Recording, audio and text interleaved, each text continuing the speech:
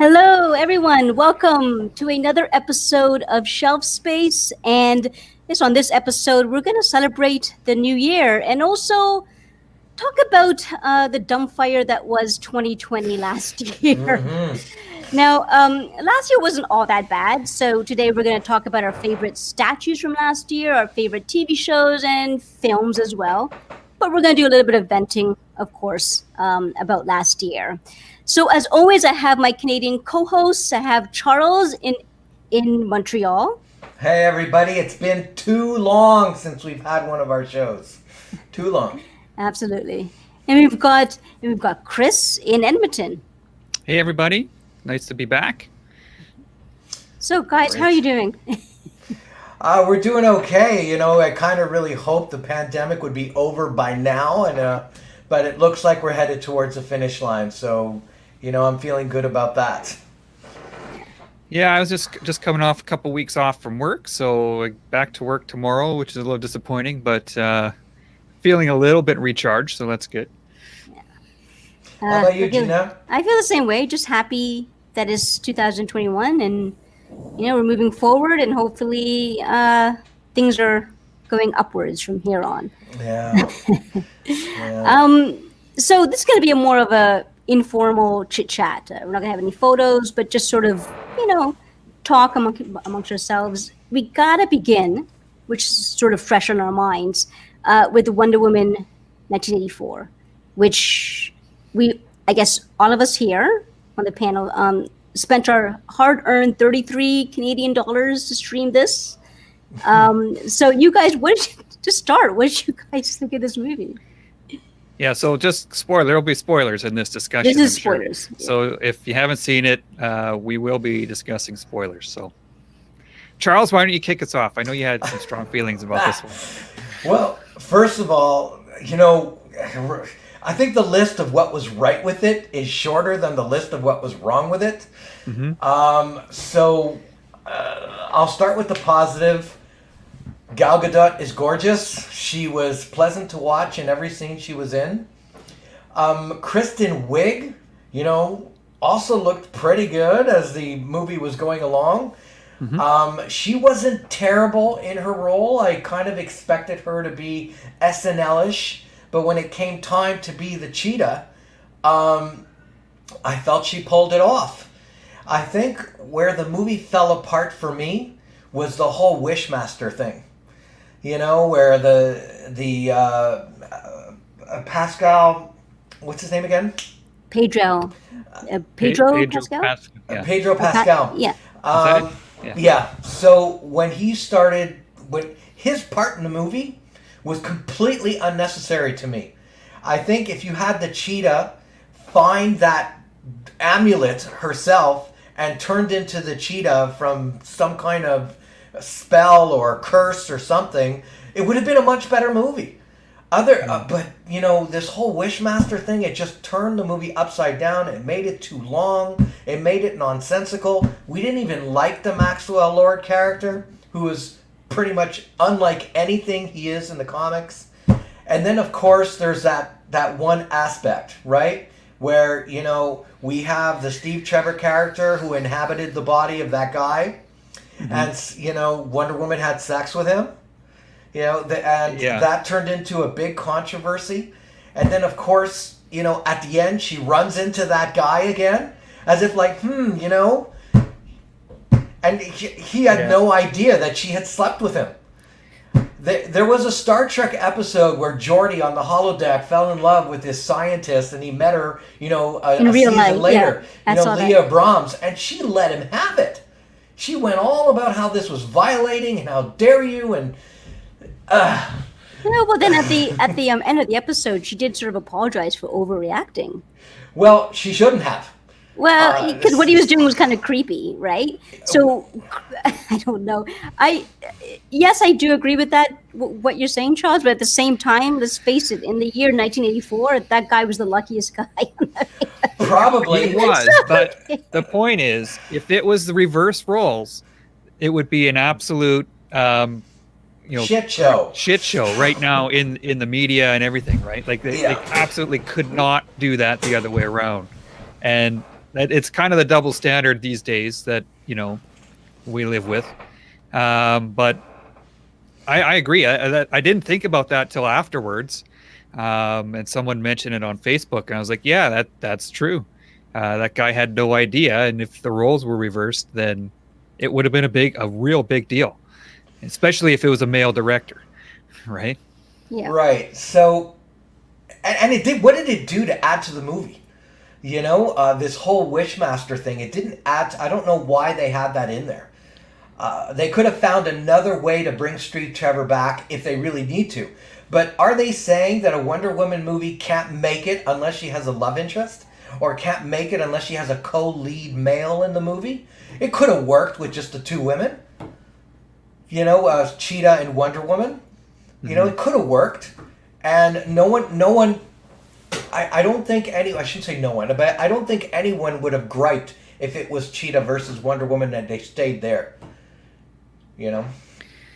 Okay, Gina, so the two of us just went at it. Yeah. What do you think? Well, I want to hear more about what Chris thinks. Well, I didn't hate the movie. There's a lot wrong with it. I'll critique it, and it'll sound like I hated it, but I didn't. I didn't fall asleep, so that's a bonus, right? It wasn't great, but I didn't think it was the worst thing I ever saw.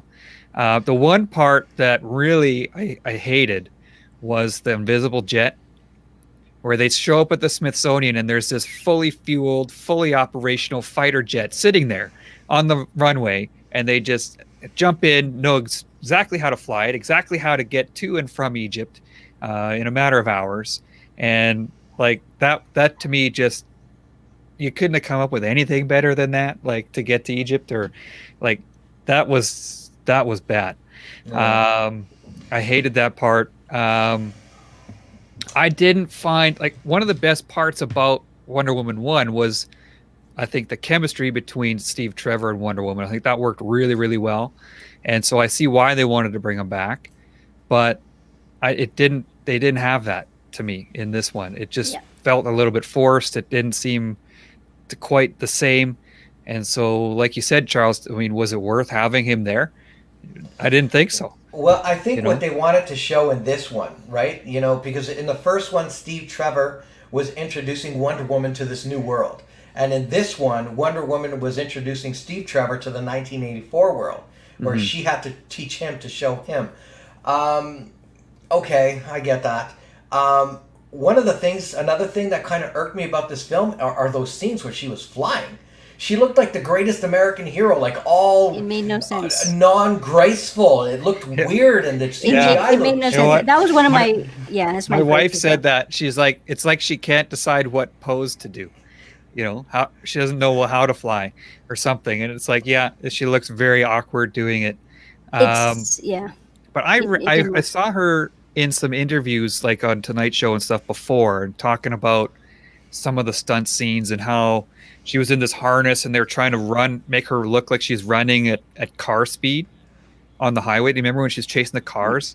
So I specifically watched that, and I thought it just looked so corny in the movie.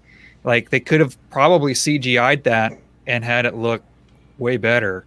It just didn't look right to me. And a lot of the special effects seem to be, it's like they try to do this hybrid of practical effects and CGI, and it just didn't mesh quite right. No. So that was another issue I had with the movie. Yeah, I think I have a lot of issues of what you guys were saying as well, and some differences. I actually didn't mind that whole wish thing happening. I thought it was a creative way to bring Steve Trevor back, I did like that Steve Trevor came back. I think the best part of the first movie was the chemistry between just as what Chris was saying, the chemistry between Wonder Woman and Steve Trevor. I was actually surprised how late in the movie he came into this movie. Like, I think 20 minutes into it, maybe. I thought he would have come in earlier. There was about an hour of wasted time. Oh, was it an hour? Because it felt the beginning. 2.5 hour movie. And I just felt that he came in later, and I thought they had a wasted opportunity with him. Chris Pine was obviously on board for this movie. He wanted to do it, to do a sequel, and just to have him in for such a short amount. the missed opportunity was the fact that in the first movie, it was Wonder Woman who was the fish out of the water when she arrived in London. And now you can have the reverso in this movie where now Steve Trevor is the fish out of the water. And you can really play with that, which they did. They could have just gone a lot more with it. And where Wonder Woman was sort of helping Steve Trevor in his mission in the first film, now it's going to be, sort of the reverse happening in this one. They had a real opportunity with that. And then I guess the best lines of Steve Trevor were already shown in the trailer. But they could have gone more with that. But my biggest issue with the movie was that, like halfway through, I realized, or maybe even earlier, that it was very 1980s. The tone of the film was very 1980s, cheesy, corny. Like they were going backwards. Yeah. Campy, and it was like almost as if like every comic book movie in the last, or comic book even TV show, or no, mostly TV shows, but mostly movies have gone away from that tone. They're going for more grittier, and even Zack Snyder, which he had a huge influence on the very first Wonder Woman movie, he set the tone for a more grittier, realistic. What would she be today? And it was almost like they deliberately, they meaning I guess the director and maybe studio heads, they look like they deliberately went a step back and just did this 1980s sort of campy, cheesy. Yes, it's a bit more family oriented, but I think it just it's not like the first one wasn't, right? Like exactly. You could watch it. I wonder if the next one, because there's already a sequel.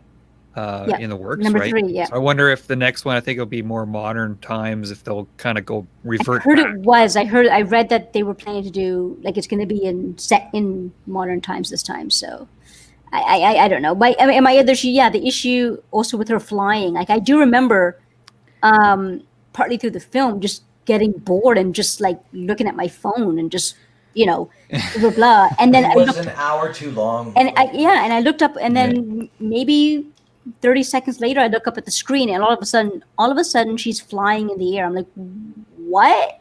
And then I'm like, I go back to my phone. Like, I like the whole trend. Like, she's now just obviously flying, and now Wonder Woman can fly. And as many people have mentioned, is this a new power that she just didn't have when she was with Batman versus Superman? And so. I don't know. Yeah, they tried to explain it like she didn't know how or hadn't figured it out or whatever. It was cheesy, and I'm fully okay if Wonder Woman can't fly. I know that she can in the recent comics. I don't know if that's a newer power, if she's always been able to. I've never really. Well, the Perez Wonder Woman, she was able to fly. That's when they kind of really introduced it in the 80s. Yeah. Yeah, but I kind of feel that she's a better character if she can't fly, to be honest with you. But it felt more grounded when she couldn't, and it was never used in Batman versus Superman and the Justice League, and now all of a sudden they're bringing it in. I don't know, and I just found that the script wasn't there. Everything was just sort of lazy writing, like. Okay, so now she's in Egypt, but we need her back in the States. So just now she's all of a sudden back. It's just lazy writing, like lazy meaning. Oh man, the fans are just gonna love this movie. Who cares? They're just sort of discounting all of the disjointed parts of the script. They're just lazy or overly confident. That who cares? No one's gonna whatever. This is gonna be so good. Show up back in the U.S. and people are gonna love this film. Who cares? Who cares about these? Everything that was short-sighted about it was almost like they knew it, right? Because when she shows back up. Cheetah or Barbara turns and says, "Oh, that was fast," and it's like, "Yeah, no kidding." Like they got there in like 30 minutes from Egypt. That was ridiculous. But was it worth, guys? Like, was it worth? Obviously, you guys both streamed it as well, right? Was it worth your streaming money? I mean, I'd be more concerned. The better question for me is, was it worth my 2.5 hours? And I find that there's only one movie that I disliked more than this, and that was Harley Quinn. Birds of Prey. Birds of Prey. That one was worse. Everything else was better. I'm trying to think of what movie did I dislike more than the Wonder Woman. Harley Quinn. Maybe the Catwoman from 10 years ago with Halle Berry. But other than that, this was it. This was that bad. Chris, you feel the same way, right? That this was worse than the Harley Quinn film, right? No. I think Birds Harley of Quinn Prey is was the one worse. that was worse. That's Sorry, the only that one was I worse. thought was Oh, worse. sorry. Okay. Yeah, I feel that way too. That Birds of Prey movie, my God, I did not enjoy it. I just didn't. Nothing about that. I liked Margot Robbie in the Suicide Squad. I thought she was really good, but I think for me, she's a supporting character. Too much of her, and she gets obnoxious. And that movie, the whole movie was obnoxious. But I guess we're straying. But if you guys, Charles, you said what your worst is? It's Birds of Prey, right? Gina, Birds of Prey. No, What's I yours? actually. So I think I guess I vastly differ from you guys here, because I thought that Harley Quinn was better on this film only for one reason. I preferred the tone of that film. At least it was more gritty, and at least the humor was better, and I appreciated sort of the tone of that film, and it fit. At least it wasn't to me a sense of going backwards in terms of comic book movies. This one felt like going backwards. It's like, why are we going to what they were making, back in the 80s, and why would it made no sense to me. So I guess I'm in the minority here. I preferred the Harlequin film. Well, that's cool. I think. So what's your worst? Just one last thing, just to add to that. I have two feelings, right? There is, I didn't like this film, and I was irritated by this film. And I find with Wonder Woman, I can say I didn't like this film, whereas with Harley Quinn, I can say I was irritated by it. And that took me to a different emotional place that, hey, no. All right, sorry, go ahead. Gina, pick your worst movie of all time, like pop culture, superhero type movie. If you had to pick one, what's your worst? Of Is all Wonder time? Woman it? Yeah. Well, No, Wonder Woman's not it. No. The Last Jedi? Yeah. No, even that's not that bad. I would say Rise of Skywalker is maybe worse than that. Well, that's hard. I mean, Catwoman's pretty bad. What do you guys think? What's on your list? Well, I would go. I'm not including the movies I haven't seen. I haven't seen Elektra. I refuse to watch that. I refuse to watch the most recent Fantastic Four. That one may be on my list. That one is on my list. Well, I wasn't really okay. So, Fantastic Four? Yes. The Josh Trank one. Yes. That one was pretty bad. That's not even a movie. Like, you could see it being. I watched it, and I'm watching the first 20 minutes. And it's like, oh yeah, this is a movie. It's making sense. And then there's a complete switch, and it was like, oh man. The set obviously closed down on this day, and then they had to. It was almost like they had to like put all this like alternative footage together to like finish the film. It wasn't even a real film after that. It was just you cannot make sense of it. And no, seriously, like they must have been days and days without filming. I didn't even bother with it. But out of the movies I've seen, I'll give you three: Batman vs Superman. I thought was terrible, mostly because of Lex Luthor. Spider-Man 3, which I'll put above Spider-Man Homecoming. I almost put Spider-Man Homecoming on. That would be on my list as well. My worst movie is The Spirit. Have you guys ever seen The Spirit? I heard. Yeah. I haven't seen it, but I heard it's really, really bad. That movie was so bad. It's pretty bad. And it's got like Ava Mendes in it. It's got Scarlett Johansson in it. And it's like, at least it should have been entertaining to watch, like just visually. Jackson's in it. Samuel Jackson, but it was. I think I shut it off. Yeah. I think I shut that movie off. That's how bad. I think I watched like maybe 10 minutes of it. I heard it's really, really bad, and so that's my number one. That's a pretty bad movie. I don't know if I would put it in the bunch of comic book movies that we're talking about, because The Spirit would never meet those people really. It was just Frank Miller's like, hey, I'm going to do something so alternative, and it was really alternative. But, when you start getting into films that you're rating 2 on 10, 3 on 10, 4 on 10, they're almost interchangeable in terms of, like, what day you're going to say is the worst movie. Spacefaring Leia was, like, I don't even know what line they crossed to go there. Leia flying through space, unconscious, no less. Her force now is, her force powers now works when she's unconscious, or whatever. It was just so beyond ridiculous. Wow. So there is a lot of venting on this episode. How does a Jedi ever die if the powers can kick in like that? You know. What was the whole point? I mean, just starting off probably the largest and most lucrative franchise in history without a game plan. It's beyond me, and they've learned their lesson. Yeah. Obviously, We could do a whole episode on Star Wars, I think. We knew we were in trouble when Rey was able to battle a Jedi Master to a standstill the very first time she picks up a lightsaber. First time. I mean, come on. I realize, you know, there are movies that marry Sue women to death, but that one was the pinnacle. It is the example of Mary suing to death. We just watched A New Hope on Friday. So we do a movie night every Friday, and Griff picked that, my son. And even in that movie, like Luke Skywalker was clearly not in any kind of position to go toe to toe with Darth Vader. Like not even close, right? And they could have done that with Rey. Like it would have made her story way more interesting. I agree. They just, I mean,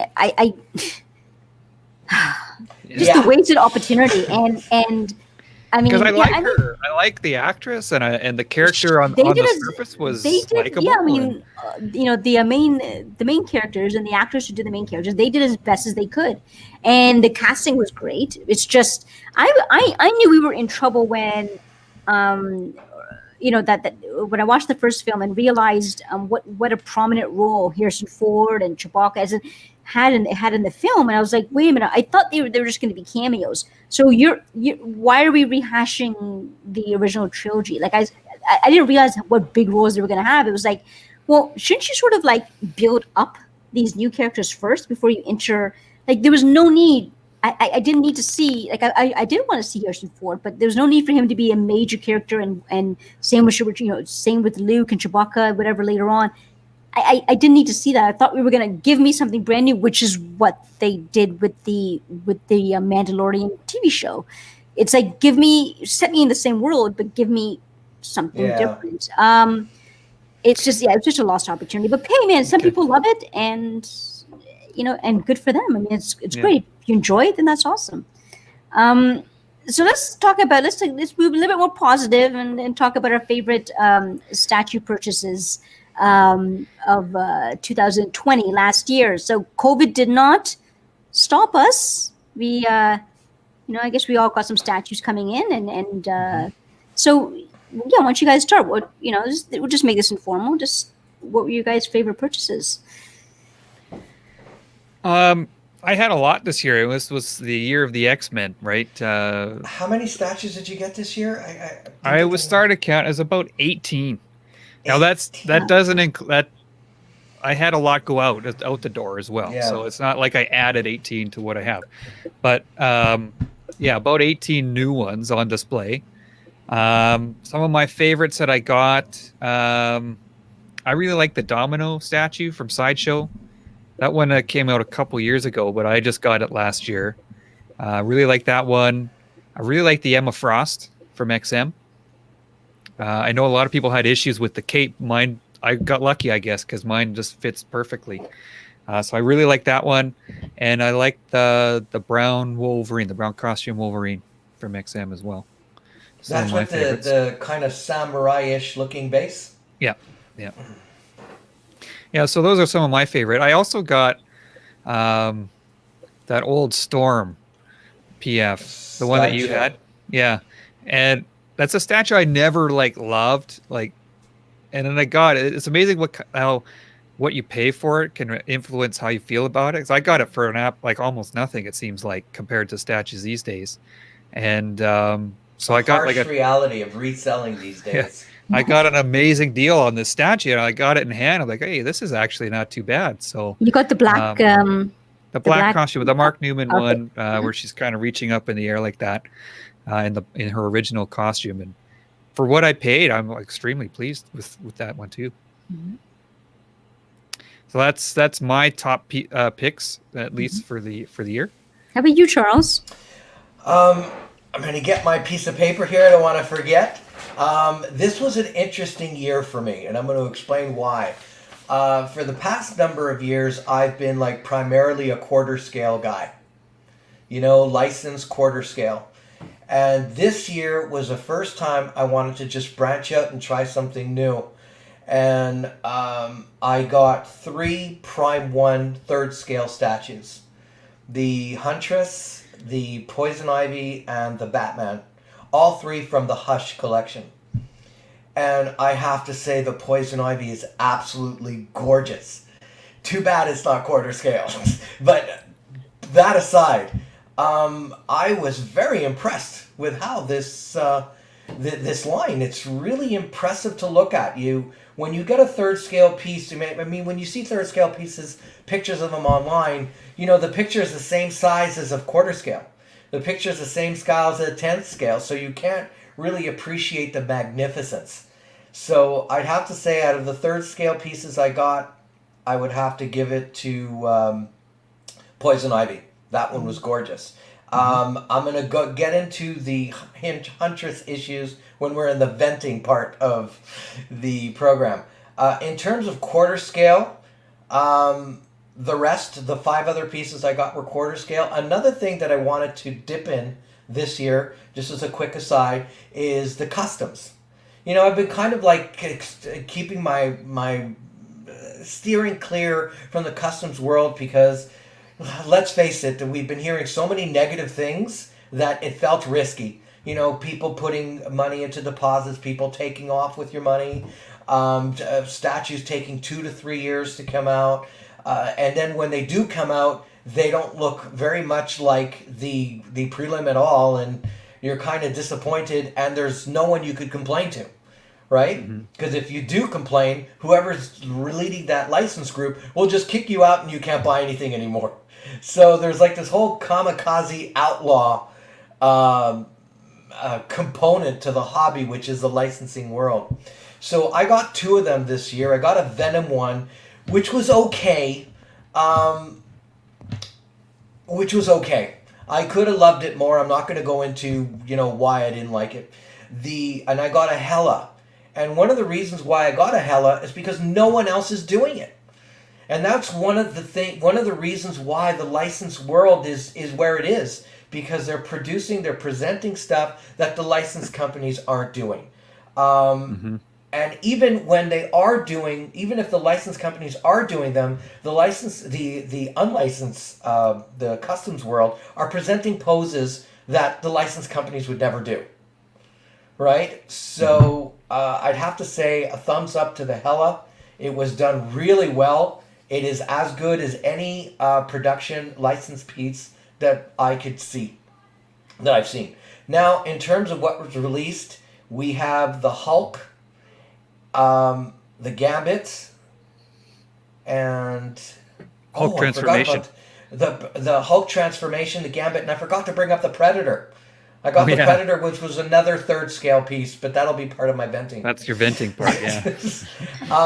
But in terms of quarter scale, the Hulk, gorgeous. The Hulk transformation by XM, it is worth all the kudos it's been getting. So in terms of my favorite purchases this year, in terms of quarter scale license, Hulk, no-brainer, that I purchased, I have to say. And in terms of customs, it was the Hela. And in terms of the third scale, it was Prime 1 Poison Ivy.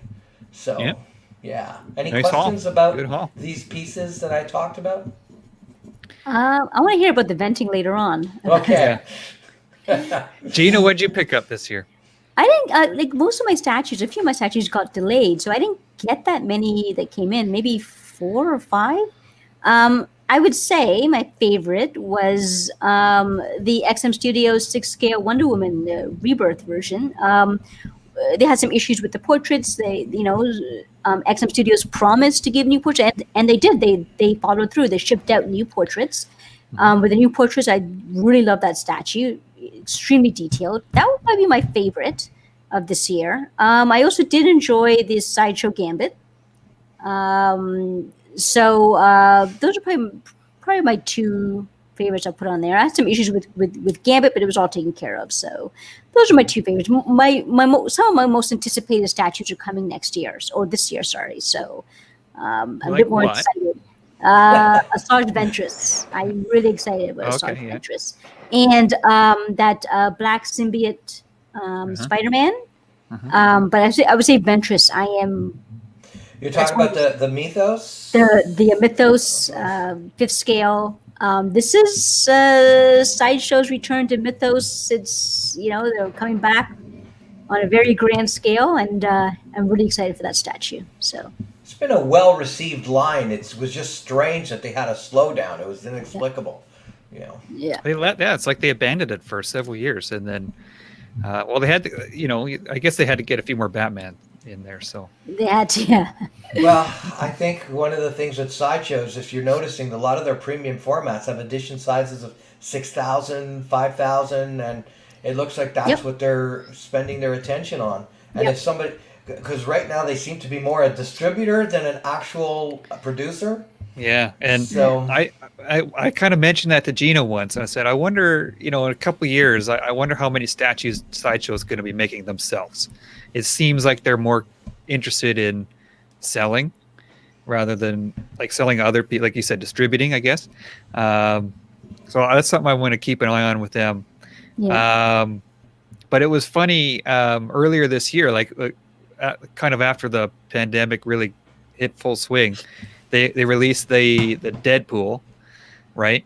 And I was joking with a buddy of mine. I said, "You watch, they'll do a Batman next." It's like they're trying to just pump out a couple easy sellers, Deadpool, and then literally within days, they did an extra Batman, and it was kind of funny. Like it almost seemed like that's what they were doing to me. Like just let's kick out a couple easy ones that'll sell, and we'll tide ourselves over for this pandemic. So I will have to say though, my favorite collectible that came in this year, and I am not embarrassed to say it, is my Hot Toy Mandalorian pre Beskar. That thing is awesome, and it's the best. It is the best hot toy this year, and it looks wonderful. A lot of people love that one, and it is. One of my issues with hot toys is that I don't really like to see the joints and this and you can't see the joints on this thing. It looks phenomenal. It looks like a smaller statue you can pose. They did such a great job, and I love that. That was like back in the day where you feel that excitement and glee as you're opening it up, and I had that by far with that hot toy this year. It was just posing it, and you're like, oh my god. It's so badass. It does look cool. I like the hot toys that have helmets and armor and stuff. I find are a little bit better than the ones with the faces. I know the portraits are usually pretty accurate, but I always find they have kind of a very blank expression to them. Very almost stunned look. And I can't get into most of them. But like a lot of the Iron Man ones, I think look pretty cool. Now, I'm not an Iron Man guy, so I wouldn't buy them. But hot toys have their place. For sure. And the sort of the mixed media cloth that they used on that, it was just it's perfect. So I don't think Chris is right. Both of you are right. The hot toys does have its place. I've just never been able to get into it, and the reason being is that there's an extra element of play and fantasy that I just feel silly. When you kind of pose them, and I feel silly. I can't. I can't go there. I totally agree. I'm not a hot toy convert, so I don't enjoy trying out different poses. Those are real hot toy enthusiasts. They would try out different poses, this and that. I like to set up one pose. Leave it. So I almost treating it like a statue. Like I like to see this. I would often choose the particular hot toy just because of one pose. I want it for one pose. That's it. So I kind of treat it almost like a statue. And I do prefer, as Chris was saying, if they have a helmet. That was definitely my favorite sort of collectible that came in this year. With hot toys, I have seen some people put together these elaborate movie scene sets. Yeah. Right? Like, they'll just get the Batman and they'll get the Joker, and then they'll build the whole jail scene. Mm-hmm. Right? With a wall and the bars and other cops in the background. And, it's really quite impressive when you see the finished product. But I'm not so willing to do that. Yeah. that's it's a different type of collector, right? Yeah, it's a different type of collector. I kind of like it right out of the box. And anything more than that just kind of grates on me. Yeah. All right. Let's talk about our statue remorses today, and that just means not statues that we regret, but statues that we wish we had sort of pulled the trigger and gotten last year. So, yeah, guys, what were your statue remorses? That things that you missed off that you missed? Charles, you go first. Sure. Okay. Well, the two of them are tied, right? In the sense that I shouldn't have bought one and I should have bought the other. Last year, because I was getting into my mind of getting into third scale and, some customs, and of course I'm still an XM fan, I had to really watch how much display space I had left, not to mention the cost of it. So just in terms of XM, there were three pieces I really had my eye on, which was the Predator, the Hulk transformation, and the Shogun Batman. Mm-hmm. And I really liked all three, but I could only get two because each one of those is like a shelf in and of itself. I ended up opting to get the Predator instead of the Shogun. And that turned out to be my remorse of the year. I should have got the Shogun. That one looked even better in hand than it did, in the preliminary picks. It is gorgeous. I should have got that one.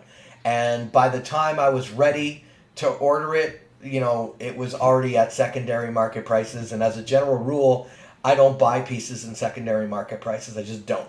I live with it that I missed it. Yeah. My other remorse is Predator. I should not have purchased that one. I don't know what it was. When we saw it in Singapore, it looked great. Wow, it looked fantastic. It had a vastly different paint job when we saw it versus what you got. And not only that, all the dreads, they didn't come attached. And there were, 40 of them?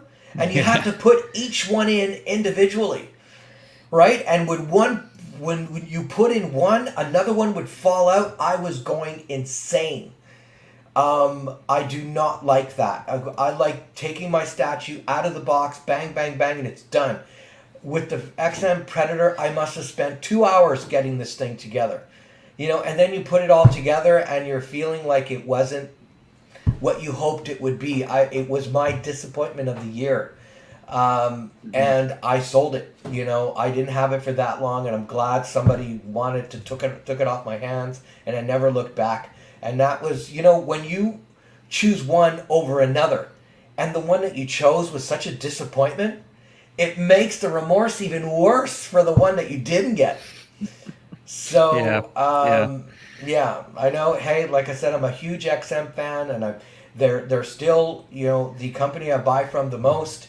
But there's a reason why no one is talking about the Predator.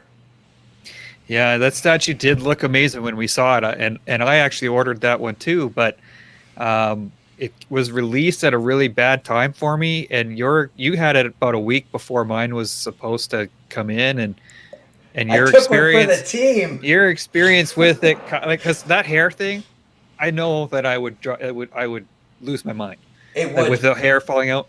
So I just said, you know what? I can't really justify spending the money right now. I walked from it. Not only that, just the one thing about the dreads, when you were putting them in the back of the skull, the dreads were kind of like all over the place. It looked like a mop. So I had to blow dry so many of those dreads to get them to curl just right so they fall on his shoulders properly and didn't cover the blaster that he had leaning on his shoulder. It just did not work. Sorry guys. Naren did a really nice job, but I don't know what happened between what you got from him and the execution at the end. but it was a miss for me. Yeah, they can't I all hear be you. hit. Yeah, Can't I all be hear hits. you. Mhm. You know, what about you? My statue remorses was I had really liked the render and even the prototype of the XM Studios Emma Frost. I loved it. That's amazing.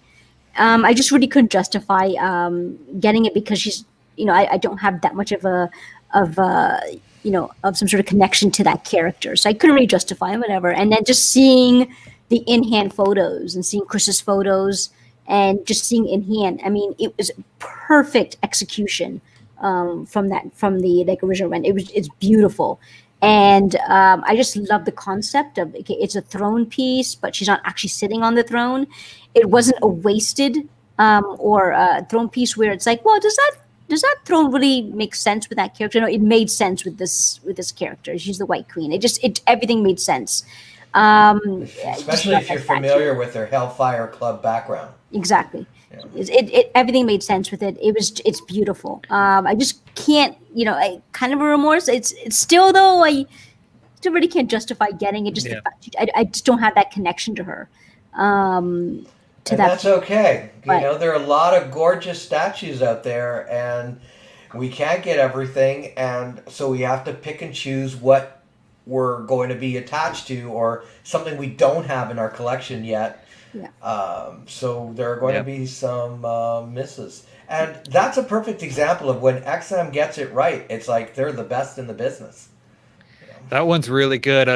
We should give a shout out to Philip Herman, who I'm still gonna try and get him on the show, but he hasn't come out yet. He's moved on to Lucasfilm or something, right? Yeah, but anyway, he had a fantastic year. He had Emma Frost, this Colossus here, Iceman, Magic, yeah. and that's a good segue, I guess. That's my one statue that I wish I had picked up. But I'm kind of like you, Gina. I really liked it, but I was like, Magic, I don't have that connection to Magic, and I would have been happy if I got it, but I'm also okay not having it. It's not something I need to have, but I really like that one. And right now it's just being released, so it's like maximum hype. So I'm really feeling it now. I think in a month or so I'll be fine, but that would be the one for sure. As I said, I could have found a spot for it, but and I really like it, but it's not something I need to have. Interesting, because I ordered that one. Yeah, and so you'll be getting yours soon, right? I should have got it already, but it's like it's going to be shipping next week. Their first batches come out when they come out, which is okay, because I find the later in the run, sometimes the luckier you get. Sometimes you get the first one, and it's like you gotta, like, I think I got Cyclops. I must have been the first person in the world that had it. I think, except for those people in China that get it real fast. And so I had to deal with the hair issue, and it was an easy fix, but I had to fix it and come up with the solution and tell them, okay, here's how you fix it. And sometimes it's a burden to get it so fast, Yes, because you get it and you wanna review it, right? And you're stuck. You can't review it because you picked up on problems with it, and you don't want to panic the public. So you're behind the scenes discussing the issues with the statue, which you and I both know we've done a number of times over the years. Mm-hmm. And we kind of help identify issues before they become rampant. Yeah. Well, just on that note of just a tiny bit of venting, I think we've all experienced it when the statue, and unboxing it or assembling it, it becomes a job. It becomes work, and it's like now you're investing 2 hours, 3 hours, days, maybe, sort of contacting customer service when it becomes a job, and it becomes like, oh my goodness. I guess it's something that all collectors and have to go through, but it kind of makes you shake your head and go, wait a minute, why am I in this hobby? Like, is this worth it? But then when you get over it, and then and then you've got your statue that looking the way you want. It's because we know how good these things can look. Yep. So when we get something that isn't as good as we know it could look, we're going to be impacted by that, and we gotta direct that somewhere. And who else can we direct it to other than the company who produced it? Yeah. You know. Yeah.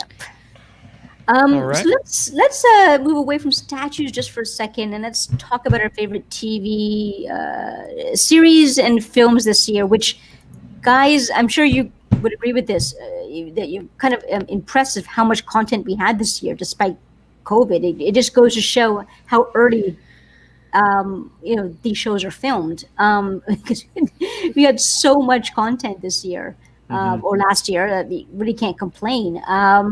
You guys want to start with TV series first? What did you guys really enjoy? Mandalorian was the top of my list. Yeah. But I'm blanking out. Was Teen Titans this year? Was it Titans this year? The season 2, I think, May was have this been. year. It may I have been didn't- early, yeah. I didn't watch season 2. I started it and I was. I started it, this- and then I couldn't get into it. me too. You guys, I'm probably going to jump on some of the shows that you're going to be talking about because Mandalorian is recent. I have to just bring up one thing. I know we're going to talk about Mandalorian, but I don't want to forget. Was Watchmen considered this year, 2020? I think so. I think Yeah. it was. I think it Okay. was Watchmen. Yep. This is terrible. I'm going to bring it up, but I'm going to own it. I'd never heard of Black Wall Street before. I'd Right. never heard of that. And, at first I watched the show and I felt, it was very a racial-driven show. But you know what? I applaud the writers for bringing that up. Yeah, because that should be in our history books. An event like that should have been in our history books. The fact that so many people had no idea what it was and the impact it has and where the world could have gone at that time if that didn't happen.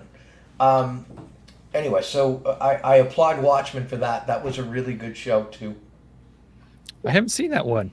Some of my favorites this year, The Boys season 2. Yes, this year Boys, was really of good. course.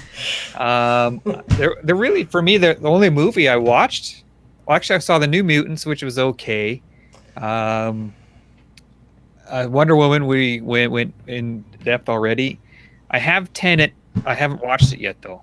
Same here. So we'll see. But as far as TV shows, I really like The Boys. We started watching Cobra Kai, where season 3 just came out, so we just started season 3. Me too. I really like that show. Have you watched it, Charles? Not yet. I didn't grow up loving Karate Kid. I didn't know either, what? and you don't have Me to. neither. Yeah, you don't have to. I watched Karate Kid, of course. I think everyone's seen it, but I wasn't like, oh, I gotta watch the show. I love the Karate Kid. I just one day thought, oh, I kind of ran out of stuff to watch, and so we started that, and you start watching it, and it hooks you in. It's cheesy as hell, but they know it's cheesy. Like they embrace it, and they know it's that they're doing that, and so it's they're in on funny. the joke type of thing? Yeah, kind of. And Yeah. the guy Johnny Lawrence is, for me, my favorite character in that show. He's hilarious. Oh, his acting is amazing too. He's totally stuck in the past, right? So he's so inappropriate and doesn't And the doesn't way he really talks about know the or internet, care. the way Yeah, he talks about the and internet. Yeah. we were just watching. I won't spoil too much, but he was on Facebook in an episode we were watching last night, right? Okay, this is in the new season, and he goes through and he starts liking every picture from this one person, and the other guy Miguel was like, no, you can't do that. That's like talking about internet stalking, and like he's like, it's just hilarious. Like No, it's some of done the really things he's talking about this ancient. He's totally bullshitting at the time. I forget it. It was actually some kind of Japanese custom, but he's talking about it like it's some Chinese custom, and and he's totally off color and inappropriate when he's doing it, but it's just hilarious. Okay, And the maybe I'll guy pick sitting that there up. is like, no, you can't say that. Did you guys remember when we were at the New York Comic Con last year, they had a big banner poster for a show called Evil? Does that ring a bell? No. Evil is a show. They've wrapped up season 1. They're going into season 2. Evil is a show about a lawyer who's hired by a up and coming priest. He's still learning to become a priest, who is played by Luke Cage, the actor who plays Luke Cage. Okay. And he hires her to help her debunk possessions. And he hires this other guy, like a tech guy, a computer tech guy, and they work together to try and debunk possessions, debunk the devil. It's kind of like a weird type of X-Files, but in the demonic realm. And the thing is that, in every episode you're asking yourself, was that all fake? And it's a very clever show, and the lead actress, I really like her. Mm-hmm. And what's Luke it on? Cage, sorry? What service is it on? Was it Global? Oh, I don't remember. But it's on TV because I was able to PVR it. So that wasn't bad. And there are only like 10 or 12 shows, so you could probably find it somewhere. Mm-hmm. And there was really nothing else on TV. There weren't new shows of anything. And everything else that, I kind of watch with the kids is kind of tame. Like The Good Doctor and Big Bang and stuff like that. Like, I don't get a lot out of shows like that anymore. So Evil was an interesting thing if you want to watch something different. A show that I just finished watching, was called The First. I don't know if you've heard of this one. I had never heard of it, but it was on Amazon Prime, and it has Sean Penn in it, and it's set kind of in the near future, like 2030, something like that. And they're planning to send this crew to Mars. And I got into the show, and the first season ended. I was like, looked it up. When's season 2 going to start? It got canceled, so there's no season 2. No. So I was like, and the whole season, I can kind of see why it got canceled. I guess like it's a show about going to Mars. They don't actually go to Mars, but and they finally do take off in the end at the last episode. So the season 2 would be the trip there, and it's canceled now. So I'm like, well, that sucks, because it was really good. It was it was a very dramatic show. Like the whole season was about kind of how these people are preparing to go, and how it affects their families and their kids and husbands and wives, and because all their family, basically they have pretty much 90% chance of never coming back, right? So it was really good. There was another show, I think, Raised by Wolves, but is that also this year? Like that was this year. That's definitely on my list of huge. Okay, you surprise. do your list, Gina. Let's hear what you got. Just as Charles was saying, that was definitely a big surprise. But it didn't look like, I think on the show I talked about it as well. It just didn't look like it would have the hallmark of anything special. It kind of takes the tropes of different sci-fi, so it didn't seem that original. But just starting in the first episode, you're like, oh, this is different. Like, this is really, really done well. I think the ending is just okay, the ending of the first season. So that's definitely on my list. And The Boys. Love The Boys. And what else? Umbrella Academy was okay. I forgot about that one. Yeah, it was okay. Yeah, Umbrella Academy was pretty good. But number one on my list has to be the Mandalorian. It has to be. Like, it was this cultural phenomenon where people who weren't even Star Wars fans were watching it. It almost kind of like how what Game of Thrones became, where you have just people who weren't really into fantasy or whatever, they would just find out about it and just love it. Same thing with Mandalorian, and of course, because they had a schedule of they made it serialized where it's every Friday. It became almost like a tradition for households to watch it every Friday.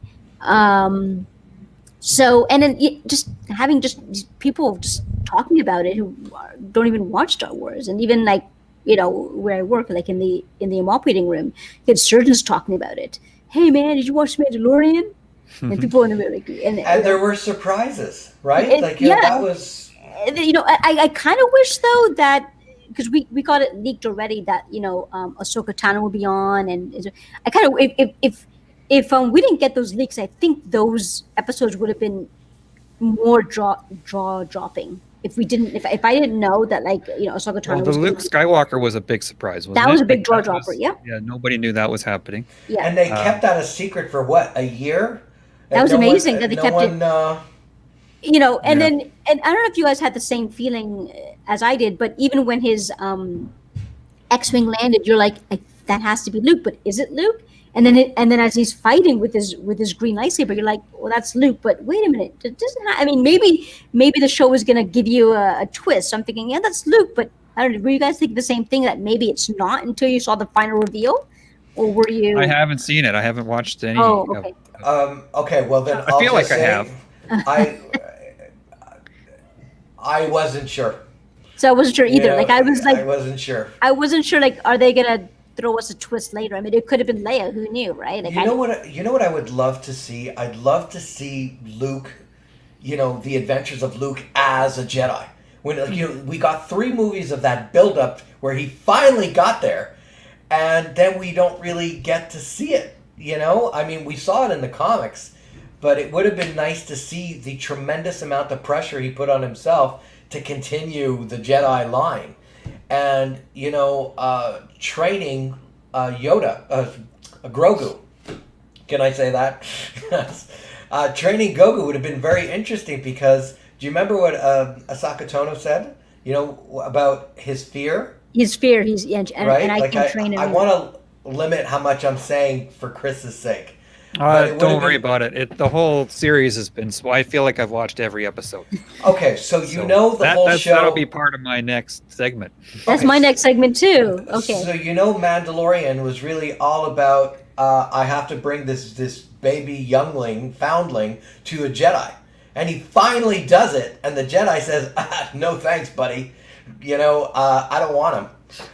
He's full of fear. He's full of hate, and we already have bad experiences with Jedi sensitive beings who have this in them, and that he's too old, 50, right? Yeah. So I think that was like a token that when she mentioned that was obviously a token to Anakin, right? Like that's obviously and even her experience with Anakin in the Clone Wars, so she knew. So yeah, so that was right. I do think though that they were maybe better directed and better produced TV shows, like the Queen's Gambit to me was. I was going to bring that up. Yeah, it was the best show of last year. Cody in the comments brought that one up too. Have you seen that, Charles? The Queen's Gambit? Not yet. Yeah. We will get around to it. Yeah, but it's very good. It's very good, and not something I expected to like. I don't know. It just we watched it because it was getting a lot of hype, and we were kind of running low on things to watch at the moment, and so we watched it. It was really good. That the actress is who plays Magic from the New Mutants, and she's an up and comer. As we discovered, she's in a lot of stuff that we kind of know and didn't really realize. She's the new girl. She did a great job, and just her character and the way she played her made it interesting, and I really enjoyed that show too. Yeah. Archangel's asking, how long did I wait this long to watch Mandalorian? Well, as I said, I have watched Mandalorian through Facebook and everyone's comments daily, incessantly, nonstop. Oh, wait, next segment. No, I wasn't willing to pay the money for Disney Plus for one show. I'm waiting for the Marvel shows to get going, and once they have a little more content that I want to see, I will get Disney Plus, but I don't have Disney Plus at the moment. So you could binge watch it. A lot of these episodes are like 32, 33 minutes long. They're very short. So you could binge watch the entire season over 2 days. Yeah, and that's what I'll do. I'll watch it all at one time. Yeah. And also watch the end credits, as you get to see a lot of the storyboarding, and that's really cool. Okay. Right. Cody's asking about Tiger King. I never watched it. Did you guys? You guys watch Tiger King? And it is as bad and as wonderful as everyone says it is. It's what we needed because it just, I guess, just by like some sort of weird fate, and it hit right when COVID was really ramping up and began, and you just needed that strange and funny distraction from what was happening outdoors. It is as bad and as great as everyone says. It really is. It's just batshit crazy. and you kind of needed it. It was perfect timing. Yeah. Yeah. That's what people were saying. I never. That's when I never got around. And honestly, I probably would never have watched it if COVID didn't happen. Because what happened with COVID, when obviously, like the hospital shut down, and I wasn't involved with any surgeries. Was at home, and it was like, okay, I need some. This is a weird. Not just that, but I knew just from the trailers that it was some weird, kind of humorous, kind of weird. So I needed that type of like distraction. Didn't want to watch anything serious. Didn't want to watch, some sort of dramatic TV show. I needed something that was this strange, and it's exactly what it was. So in a way, I would say it should be on my list. Yeah. You know what movie came out onto Netflix like right as the pandemic came out? Was that Contagion? It did. Have you guys watched Contagion? I watched it in the theaters when it first came out, and I then hadn't seen it, but okay, I watched it after that, and it was like, oh my god, this is like exactly. It's exactly it. How exactly how they reacted, exactly how it spread, exactly like the social distancing, all this stuff. I was like, how? Oh my god! It's funny that you guys mentioned this because, like I was saying before, I PVR some shows and they give us the 3 minutes after the show, and we were watching the last episode of one show which was a year old around. And it was on Global News, Montreal, and they were talking about the pandemic. And they were saying, politicians say we have nothing to worry about. It will never come into Quebec. It was like a time capsule. It was like, wow. Couldn't have been more wrong. Eh? It couldn't have been more wrong. I think it was a Goldberg's episode, a Goldberg's rerun. And because the kids like it, so we record it every day. And at the end of that episode, they were talking, like it was Global Montreal, talking about how... Hey, before we go to the next section, I just want to add one thing. A couple of years ago, I bought the box set, the Blu-ray box set of Star Trek The Next Generation, all 7 seasons. It was like $70 at Costco. Like, these things are going for peanuts now. Anyway, I've been watching Star Trek The Next Generation with the kids, and they are loving it. I cannot believe how much they're loving it. You're so lucky that you have people... Wow. Okay. So we're now midway through season 4, and they want to watch 2 or 3 episodes every day. Of course, we can't make it, but they are absolutely loving it. And that's amazing. I get to relive that show a second time through their eyes. It is so when you watch it again, it is the best. To me, it's the best Star Trek show. But I grew up in a household where everyone thought this was crazy. Gina, why are you watching this? And you Charles. You were so lucky that you get to share that with people that you love, That's why I remembered. That's why I remembered that Leia Brahms episode. Yeah, because it was we just saw it like 2 weeks ago. Going, hey. Star Trek is just one series that I just refuse to watch. I will not watch Star Trek. I just the Next Generation, because I was never into the original Star Trek. Never into it. I do think that the Next Generation is a Star Trek series for people who even really aren't into Star Trek. It really is. It is, and even sort of like a testimony to that is that the fact that Charles's children are watching it. Like, I'm sure they weren't really that much into Star Trek before. I mean, so it really is a show for people who aren't into Star Trek. I wasn't really into Star Trek, but each episode, the writing is so spectacular, and a lot of the episodes are just so self-contained. It's just it's like a mini, like this could have been like a one-act play. You're looking at these shows, it's just a simple, nice story, and the story is either about and some stories even border on Shakespearean. Like this is a one-act. It's where they're trying to discuss and bring up the humanity using sci-fi. Obviously, you have to watch it. We loved it. I couldn't say anything better than that. And for my son, when I got him for Christmas, do you know the QMX? Sorry, ever heard of them? Yep. They do replicas.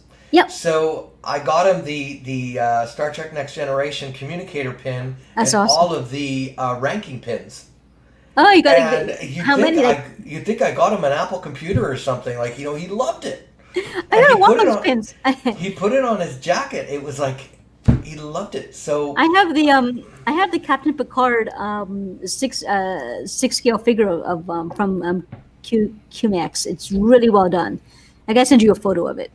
cool stuff. Have you guys just kind of what you said about Star Trek reminded me about The Simpsons and how many things that they've predicted over the years. I think, Gina, you guys had this in Ontario recently, as we did. The government shuts down, says, no, you can't visit anybody over Christmas and you stay home, blah, blah, blah. And you find out that a few of these government ministers have gone to Hawaii for Barbados. Yeah. And so then there's this episode of The Simpsons where Mayor Quimby's talking about the pandemic and how I'm staying at home and he's actually in Hawaii. And Jamaica, his lower half he's wearing these shorts and he's on a beach and everything. I thought that was hilarious. Right. And then a week later, you hear that the government is saying, well, all those people who went on vacation, who now have to go on quarantine themselves, well, we're going to pay you through this time. You know, what a coincidence, right? So, that's just a conspiracy theorist in me. Yeah. Well, just going back to what Chris was saying about that movie Contagion. When this all started, I was thinking about Contagion. I was like, this is just like Contagion. And then yes, it showed up on TV or Netflix or whatever. And then I said, I back then it was back in March, a lot was unknown and there was there's like a lot of death and stuff. So I just could not bring myself to watch that film because it was just so true to life. And one thing about that film, I'm not sure if you guys know, but in the writing of that film, they actually had scientists participate and explain to the writers, well, what would happen if once there is an actual epidemic, which they knew it is going to happen. So that's why that film is so science based. It's almost like they had the playbook, right? Yes. Yeah. The social masks and all. Exactly. So what the scientists were actually consulting on that film, and they said, well, this is what's going to happen. And there's a whole point in that film where they show the graphics of the difference with a pandemic now is the fact that we have air travel.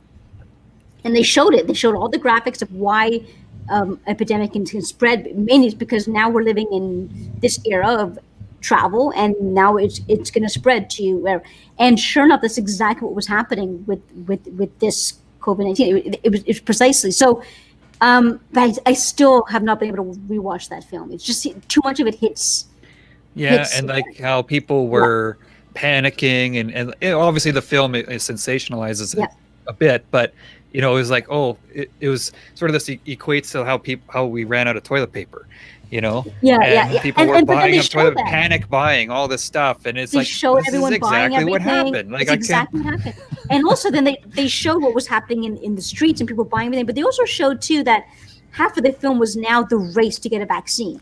That's what half of the film was, or the second half of the film was. It was a race to get the vaccine made, and So, yeah, I still can't watch it because too much of it hits home, and it's. But I think this one's going to hit home for a while because it's 1 year in, right? And now pretty much everyone knows someone who died from it, or knows someone who died from it. And at Statue Forum, it came up. Some of the members there, one in particular who was more known than others, died from it.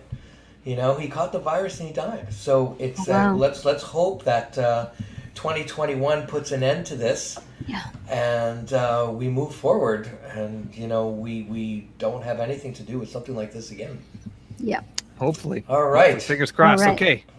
Let's move on. We could probably vent on that for a while, but let's move on to. Let's move to venting now. Before we started the show, the three of us were talking, and we have no idea what's on our list of venting, and what we want to vent about in 2020. I have a feeling that mine may overlap Chris's, but Chris, do you want to start? And let's begin the vent session here. No, I don't want to start. I gotta. Sure. Have to sort of reset. I forget what I was going to vent about. I had a couple things and I can't remember, so I got to think about it. Charles, do you want to? Okay. Well, we're gonna take turns, so I don't just vent about 8 things in a row. Sure. I already vented about Predator. I'm not a fan of pieces of statues that come in more than 5 or 6 pieces. Once it goes into, that one was over 50, right? Easily. And I'm not a fan of that. So I already vented about Predator, that being a piece I shouldn't have purchased. I should have purchased Shogun instead. So let's go with dealing with Sideshow this year. I'm not going to blame them outright because they do try to work things out with you, right? Like, they do try to work it out. So I'll start with the first one. I ordered Batman Hush. That's a 3rd scale statue, and it's, they're supposed to arrive within 2 or 3 days. Now, the first piece arrived like a week and a half later. And I'm paying for this 2-day shipping, right? The first part comes a week and a half later, and the second part, because it was a 2-box item, the second box comes a week and a half after that. So it took literally 3 weeks for me to get 2 boxes, because they came a week and a half apart. So what happens when I get the 2 boxes? The 2 boxes were misnumbered. So one was edition number 200 and the other one was edition number 202 or something. So that really, you wait so long and then you get mismatched boxes. So I call up Sideshow. The first thing they did is they gave me a credit for the shipping. They paid for half the shipping and then they replaced the box. So they came through, but it was kind of irked by that. Now let's go to another thing where you have the same problem, but you're dealing with somebody else. Right? So this next time was Hulk Transformation. Again, I paid for the 3-4 day shipping, and this also came in like 2 to 3 weeks later. So I call up the guy, or I speak to the guy who shipped to me, and I say, well, hey, I'm okay. It came in late. I understand that. But my DHL guy says, do the same thing. Tell the shipper to ask for a rebate, because I should get the service that I paid for. And if I didn't get the service that I paid for, give me a credit or a discount or a partial reimbursement. The shipper wouldn't do it. He was far more concerned with seeming embarrassed to DHL or whatever company he was using. I have a good rate with them. I would look bad if I asked for a rebate. And I said, but it's not you. They're willing to give you this partial reimbursement because they didn't present the service that we paid for. Right. DHL is telling me to tell him this, because they already reimbursed me for the first time around when the Batman Hush came 3 weeks later. But this other guy was adamant he wouldn't want to do it. He came off like a complete dick as far as I'm concerned, and I don't deal with him anymore. And it didn't, like, the PMs between me and this guy were so stupid that, at the end I was going like, go fuck yourself.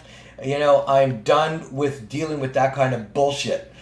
Charles is fired up. Wow. Yeah. When someone tells me I don't care about your reimbursement, it's going to make me look bad asking for a reimbursement, I'm going, hey, it's totally within my right to ask for a reimbursement. Wow. It's totally within my right. And the guy just didn't give a crap. So, when I could have blasted him online, but, this is not a guy that, there would be no point. It's enough that, in my head, he can go fuck himself and I'm not going to deal with him anymore. Okay. So it's very rare that you guys hear me use profanity. Yeah. It's probably the first time in our 30 shows together, but boy, did this guy deserve it. Wow. So that's my 2 rants. I'll save another one for after you, Chris. Okay, I remembered my first one. Okay. So we all live in Canada, so we've dealt with buying stuff, from outside of Canada frequently. We all are familiar with the customs process, and things come through customs, and you get charged duties. I think I ranted to both of you guys, but every once in a while, you run into the customs officer who thinks they're saving the world, right?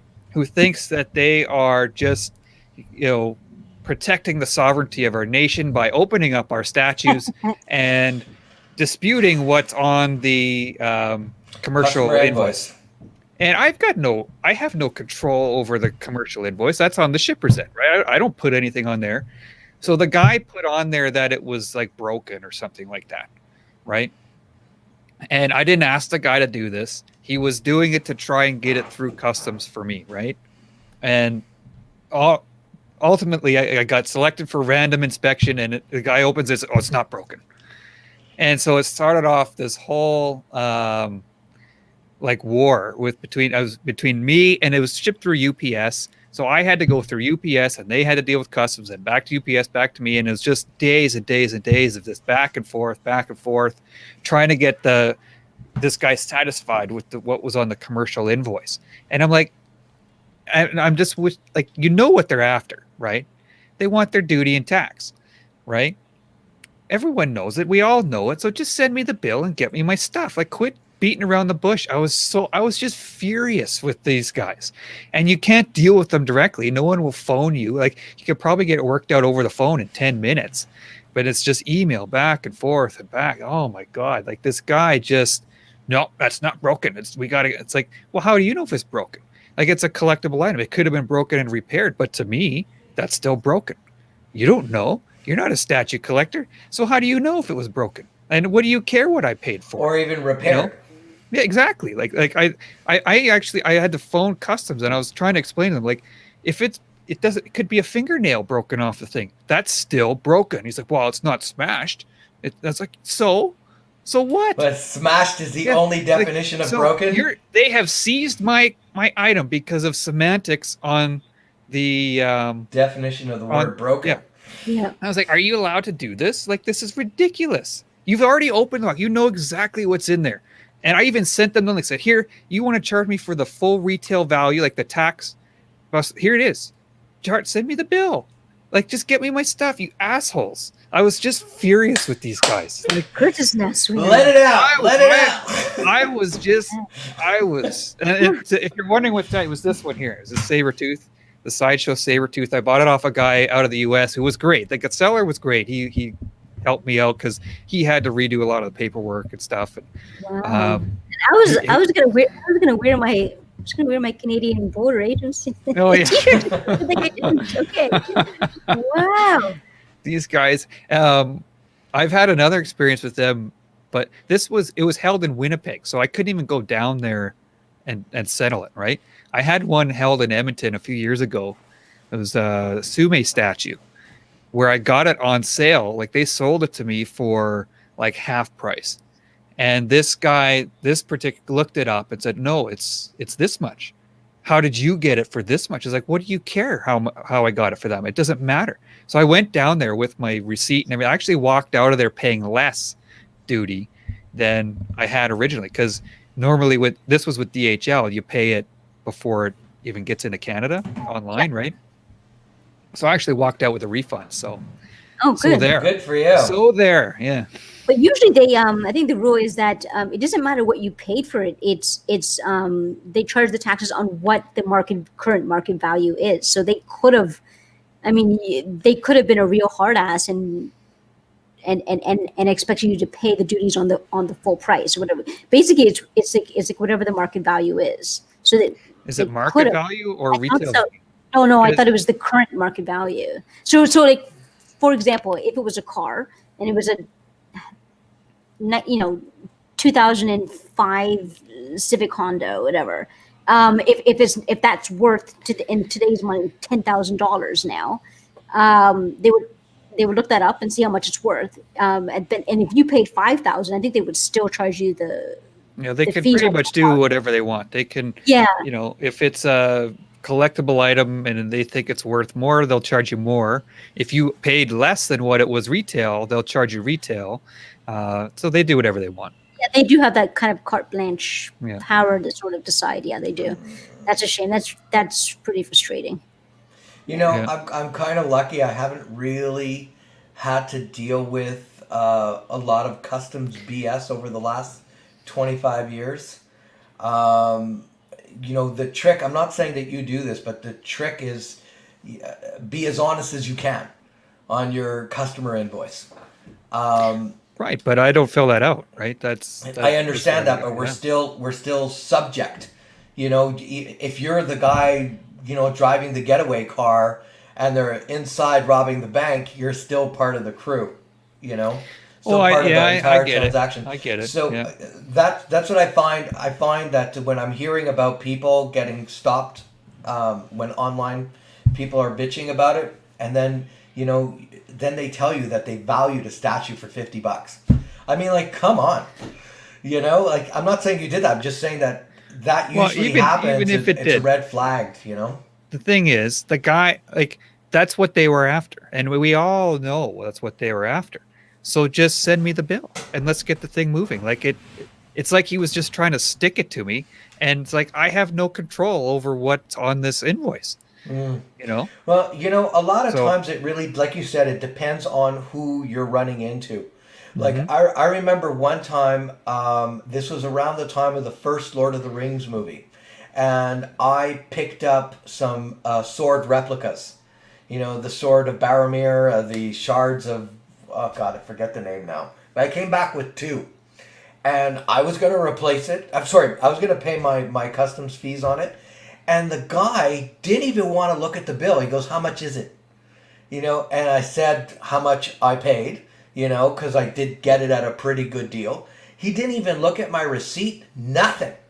You know, because I was coming through the border and I had to declare, right? Because I also didn't want to be caught with a concealed weapon.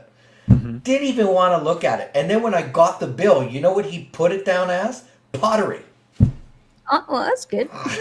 So, you know, great. Yeah, sometimes it depends. It depends on who that border agent is and who. Exactly. Yeah. Some of these guys realize what's important and what's not, because they do important things, right? But like, it's just the guy opened the box. He knew it was in there. Like, you're not saving the world. Send me the bill and let's get things moving here. Like I think that sometimes they're just they kind of see things as black and white, and they don't really. So did you guys hear that story about, you know, the Galaxy Edge theme park that opened up in whatever, and they have their sort of individualized lightsabers that you can get there at this Disney park, and that when that park first opened, and people were traveling with their sword with their lightsaber that they had purchased there. In the beginning, the border agents were stopping people, saying, "You can't travel with that. Like, it's not a real sword." It just so there were issues. They kind of were seeing it as black and white. They were just looking at it, going, "You can't travel with this." And then eventually, once they realized that what this was, what the item was, and now you can travel with it. So my point is, it depends on who you deal with, and exactly. It's just as like I said off the top. Once in a while, you run into the one who thinks that they're way more important than they are. Yeah. Dudley Do Right. Yeah. Okay, I've got. Right. So Gina, I think it's your turn. Yeah. I think I have more, but yeah. Okay. I hope I'm not overlapping on what you were thinking. Go ahead. So once again, we had no idea what each of our venting issues were, but I have a feeling you made a clue. Mine might be the same as yours. So. I understand in pop culture, especially pop culture TV shows and pop culture movies, which have exponentially grown over the years, there are spoilers online. That's how it happens. That's how it works. Understandable. And there's usually a window when, you know, what is acceptable, when you can finally talk about the ending and this and that, whatever. Never have I seen spoilers and people just, I guess, not really understanding the etiquette. More so than the Mandalorian this year, ever. Now, let me explain something. I understand. You want to talk about the show and you're excited, but you talk about the show or the episode that just dropped a minute after it aired. I've never seen that before. That's like coming out of the first showing of Endgame and going on your phone and going, everyone dies. Like, you don't. Like, I mean, it hasn't happened before. So now what's happening is that.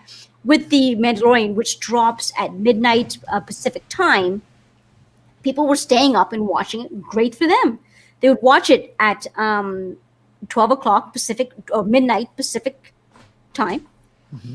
And the rest of us and whatever will wake up in the morning, Eastern time, pick up our phone, and it would be right. And they would be texting or posting whatever. But and you at literally at 7 a.m, you would see what happened in that episode. And so I've never seen that before, and I can't believe people were doing this. And it's like etiquette just got thrown out, and I don't know if they just feel that they're just being special, or they want to be special, or they want the attention, or they just don't really grasp it. But it made no sense to me. Now I was lucky, right? I got to pretty much watch it on Friday every time, and what I would do too is that I just would not go on Facebook on Friday until I actually got to watch the episode. But then people would make comments. I would see, it was like, hey, don't you understand how Facebook works? Or it's like just don't look Just at this scroll page. past. Well, it's like picture spoiler. Like you can't. That's not the way that Facebook works. You can't scroll past the pictures right there. And number two, the way that Facebook works is that it sends you based on the algorithm what it knows you want to see. So it's not as if you're searching for these stories. The minute you open it up, the minute you open up the app, it will feed you these stories right away in your feed. So it boggled my mind, and it was happening more and more as episodes. But I mean, I understand a week after talking about it, and even after the weekend, or I understand that, right? But for it to be people talking about it and talking about the ending, like at 12:31, a.m. after Pacific Standard Time, right after it dropped, it made no sense. It just made no sense to me. It was just poor. It was just such poor etiquette. I just couldn't believe it. Anyways, that was my venting. It was like, are you serious? Yeah. Yeah. And we can't really be surprised by it anymore, right?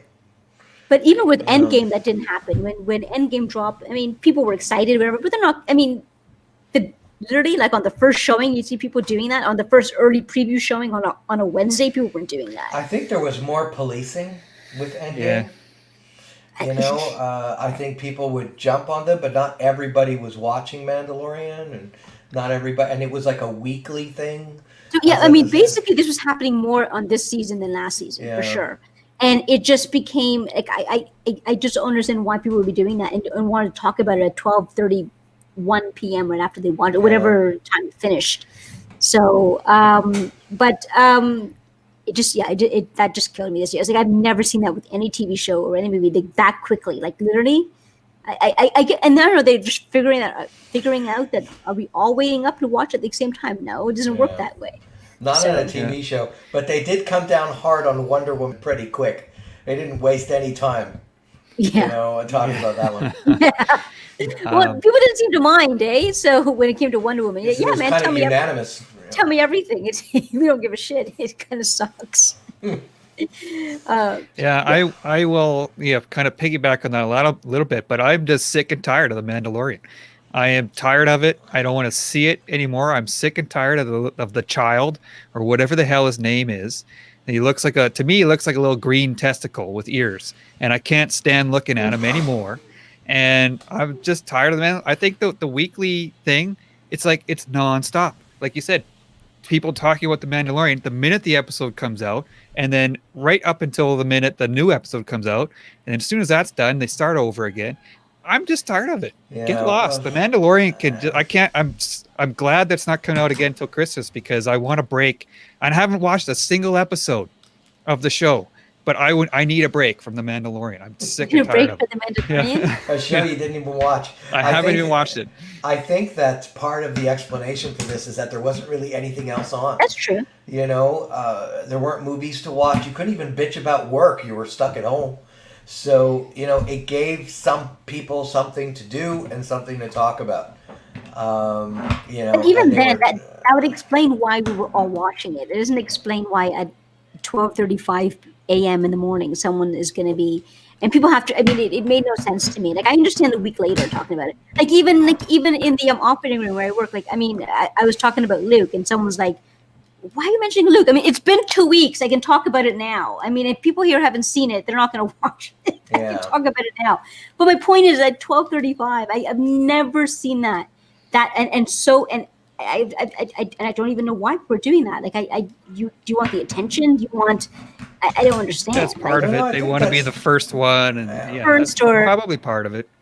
Yeah. Yeah. There's a real, got to be the first on YouTube trend at the moment, right? So very big trend. I think the YouTube, that's another event I have. It's a mini one. The reviewers, YouTube is rampant with it. Mm-hmm. It's very hard, to present our own staple in this section of the reviewing and statue world. There's so many other people doing the exact same thing. Well, not the exact same thing, but doing something similar.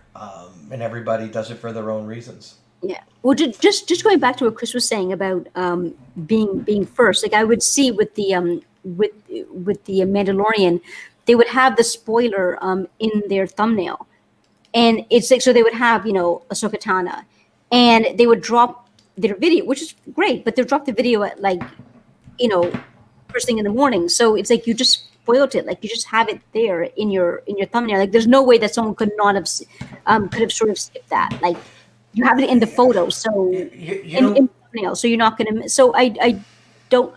Yeah, I mean. But you're right. I think. Yeah. Now, spoilers and assholes aside for a moment, right? What was going on The Mandalorian? Nothing. Like the Boys was a weekly show too, yep. But there wasn't like something you had to discuss right away. Yeah.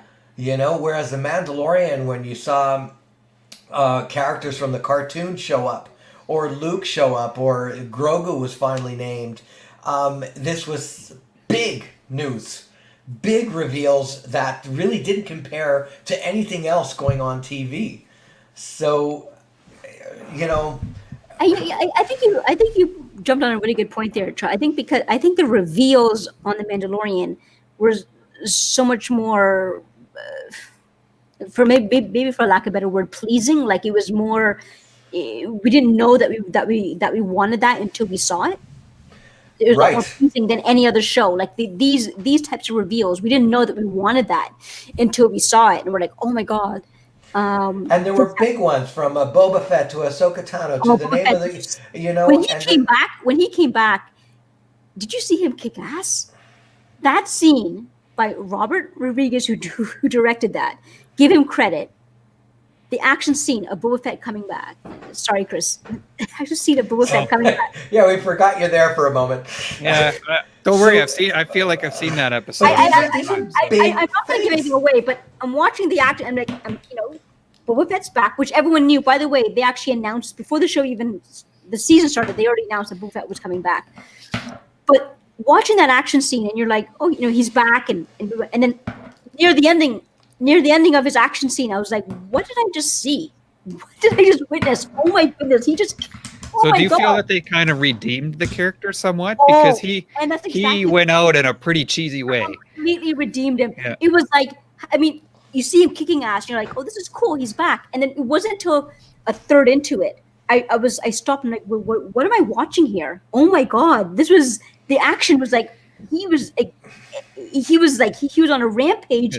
I'll be honest, Boba Fett's a character I never really understood the popularity of. Like, he looks cool, right? He's outlawed. He was barely in the movies. He had about 10 minutes or more at most in all three. He's my favorite. I know, but he accomplished a lot in that little. He accomplished. This is what I say to people. He didn't. He basically screwed up and fell into that pit, and he went out such a chump. Let me just mute Chris here for a second. So what I tell people about Boba Fett is that he accomplished two things at once. He found Luke and the rest of his gang for Darth Vader, as Darth Vader sounded all the bounty hunters. So he did that, number one. And he also got Han Solo for the Empire. Exactly. So he did two jobs in one. And on top of that, he outsmarted Han, right? He figured out that he was going to be part of the garbage dump before they went into hyperspeed. You figured that out. So, he was a clever bounty hunter. His mission, he killed two birds with one stone. Whatever. He still died like a chump. He didn't die though, right? No, but he did. He did until this show, right? But they did that for more. I think it always feels like they did that more for some sort of a comedic part of the action scene. Because he burped, right? The Sarlacc pit burped. Not just that, but like Harrison Ford, Han Solo goes, it's like I thought that guy was supposed to be tough, and then he dies like that. And it's like, they made it so basically. I'm just giving it to Vegeta. Well, I'll say this, greatness just for some cool, comedic scene, right? Because Han Solo goes, "Wait a minute, Boba Fett's here? Where is he?" And then he turns around and hits Boba Fett. Boba Fett's jetpack, unleashes, and he falls in the back. And then they have the Sarlacc pit burping. So they sacrificed his greatness, and I'm going to call it his greatness. That's what it is. For one cool, funny little, comedic scene. But then, Chris, as you just said, yes, they redeemed him in this episode with like a 5-minute I'm back action scene that like halfway through, you're like, what did I just see? What did I just witness? That was really violent and just really rampage. I'm back, animalistic. Wow. And he's angry. And not only that, he's a unique Mandalorian. I don't want to give you too much. Let me at least give you something to watch in the show. But he does eventually run into other Mandalorians. And they kind of have a very interesting interaction. And it kind of leads the way in terms of what he's going to do with his life now. And he's got his own show coming up, too. So. Right, but there's a reason why he takes Can't wait route. to hear all about it on Facebook. But it's he's an interesting character, and the expanded universe of Star Wars did him well. They treated him well. All right. Do we have any other events? I've got one Charles, more. Charles, tell us what the other events. In terms of 2020 venting, I find that I talked about this before the show, but I think as fans to one another, the spoiler thing is definitely one good example of how we could show more courtesy, but also as buyers. Recently I met a guy online who wanted to buy something from me, and it was a big set. It was 32 busts, 32 Bowen Spider-Man busts. And, it was set at a certain price, and then it came down to what's shipping going to be. So, at first I said I don't ship to Asia. It's problematic for my end. And then I found out that he had a forwarder. And so I knew the forwarder. So we were going to skip that step. Fine. We're going to use the forwarder, but we're going to use him to ship from me instead of from me to the forwarder to him. I take all this time. Now, 32 busts. Just imagine, I got to be a Tetris champion, to fit 32 busts in boxes. I finally get to do it, and then the guy goes, well, what's the best price you can give me? And get this, right? Even after I do all of that, in my head, I'm ready to tell this guy to go to the same place I told the other guy 10 minutes ago. Right? And I do lower my price at the end. And he doesn't even respond. Right? So, I think the fan base, we need to be a little bit more courteous to one another. If we want to buy something, don't waste people's time. And don't start negotiating price after a deal looks like it was already made. And when someone puts in a lot of trouble to pack the boxes and they're doing a lot of work for you, and then you just kind of fuck off and you don't even respond to PMs anymore. You're putting people in a position where, boy, do they want to blast you online. But that's just a lot of negative energy. And then, these people will just come off and say, no, I never said that. And then, it turns into what? Do you want me to post pictures of our PM conversation? I'm not a 13-year-old girl. I'm not going to do that. So the best thing you do at that point is just block the guy. Yeah. But, we need to stop doing this sort of thing. Every other day, I'm hearing about people owing other people money or I hear it mostly in the customs market where, you know, they're constantly chasing down for people who said they would buy something and they don't. I think, like, we're not children. I think we could be better. We could treat each other better, because it does put a bad taste in your mouth. Mm-hmm. You know, it makes you not trust other people, makes you not want to sell, and makes you feel like, you know, a deal is not done. No one's true, not, should say no one, but so many people are not true to their word, and it's sucky. You know, you want to be able to feel when somebody says they're going to buy something that they will.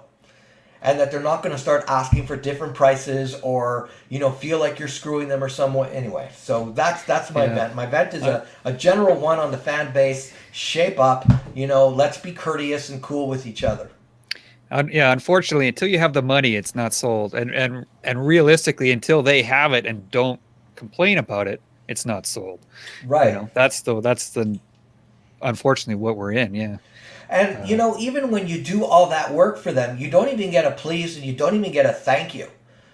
Right? And I'm going, like, where were you brought up that you could ask someone all of this, or you could treat someone like that? And, you know, where do you learn that? And, you know, I refuse to believe that people are born dickheads. I think some people... Yeah. You know, I'm trying to be politically not correct. Not born a dickhead. We learn that behavior over Yeah, time. you learn. It takes that a long behavior. time to become a big asshole. And But I think that what you went through, Charles, is extremely frustrating, and I think a lot of people have gone through it as well. And then that's forced them, and it kind of ties into what you were saying. But that forced them to go in a different direction and actually post about it and say, "Listen, this person wasted my time. Be careful when you deal with that person." But as you said too, Charles, then you know what? That brings a lot of negative energy. So, and just, you know, it's a lot of negative energy, and that you have to spend as well. And that it's just, you don't need to get into it. But I understand why that drives others to say, you know what? Screw this. I got to post about this, because I'm sure that other people may, you know, I don't want anyone else to go through this. And I'm sure that this particular buyer's behavior would probably be, you know, repeated somewhere else. So I understand that exact thing is what prompted other people to post about it. Listen. You hear about it. People saying, I don't trust selling on eBay. I don't trust selling on Facebook. Yeah. You know, people are buying my statue, and then they get it. They claim it's broken, and they switch the statue inside the box. That is, I mean, you hear, and, you know, they know who they are, right? Yeah. These people know who they are, and they just don't care. Yeah, you know, they just don't care. And I think you mentioned it on a post a while back, but I do almost all of my selling within the Canadian Facebook buy sell group. Oh, I posted. Yeah, I'll go to that in a minute. I have to say, I've pretty much dealt with exclusively good people in that group. People buy and sell. They understand what the process is for the most part, and it's been a really good selling year. I sold a lot of stuff like you did as well, and it all went pretty smooth for the most part. So yeah, I sold about to the guys out in that group. Yeah, I sold about 30 pieces this year, 30 statues and busts, and plenty of omnibus books, which I it's incredible, and some original artwork. It's been a good year for that. But you know, when you come across these assholes, it kind of just mars it. You know, it makes you, when you get another deal, it's in the back of your mind, I hope this guy isn't a dickhead. Yeah. Right? So, you know, I'm still going to continue selling. It's very much a part of the way I collect. I could never keep everything. When something comes in, something's got to come out. My collectible buying dollars are 100% based on my sales. So, like, you know, and that's a kind of a rule that I have to collecting. It controls what I buy. But I think some of us, you know, some of those guys out there, they could be nicer. And I don't want to point to any region of the world, but, you know, we got to be careful out there. Yeah. Yeah. So I guess I do have one more, but I don't know if I want to get into it. We were getting long on the show. All right. Oh, hold on. But if you're not going to, let me get to one last one, because I just saw it and I forgot it. I got the Gambit early. right? And you get the Gambit early, and you post pictures, and you take a lot of time to post pictures, and you guys know it takes time to process them, right? A lot of people think we just take 2 pictures, they look amazing. There are a lot of crappy ones we take too, and it takes a lot of time to do a review and whatnot. And when I posted the Gambit pictures, it was like, holy crap, about the arc that was just off by like a microcentimeter or something. It was a very vocal minority that demanded new arcs. Right? And XM buckled and they came through, and it's great that XM does that. But at the end of the day, and I'm saying this with all honesty, at the end of the day, that arc, the original one that they had, was okay also. And it fits better. It fits better. Okay. The new one doesn't fit. Oh, no, it doesn't. I had to do quite a bit of work on it. Yeah, I had to do some work on it too, but I eventually was able to get it to fit. Because, for example, the pin that we had originally, the edges were beveled, right? Oh, okay. Right? So when we got the new one, they weren't beveled. It was like a complete square. So you had to use a hairdryer and... No. I had to get a file and file down the metal of the pin. Okay. I had to cut about a half a centimeter off of it too. It was too long. Using what, like a Dremel, like a grinding wheel type thing. Wow, I had to cut off the steel. Yeah. But no. So we got a lot of crap for that, and Chris and I had to do a video on it, and I'm going like, what? So we did a video on it, and it was okay, but the reaction to it, the sensationalized reactions. I know, it's like, oh my god, it's the end of the world, Well, I kind of got that when I posted my photos of the Heath Ledger Joker, which I saw that, and that was over the top. That pissed me off. That somebody took one of your photos and then went around and started pissing all over. Yeah, they did that with my Gambit too. And it's like, come on, man! Like you can. I don't know. Wait, what do you mean? What do you mean by take my photo? You mean like? Well, he shared it? One of the guys that was bitching on your thread, took your photo and went to a different group, posted it, and said, "Look how terrible." Not saying your photo looked bad, but they were talking about the statue and how bad. Okay, it was. So terrible. Shared. Like, like, come on, use somebody else's photo. Like, Jesus, that's just.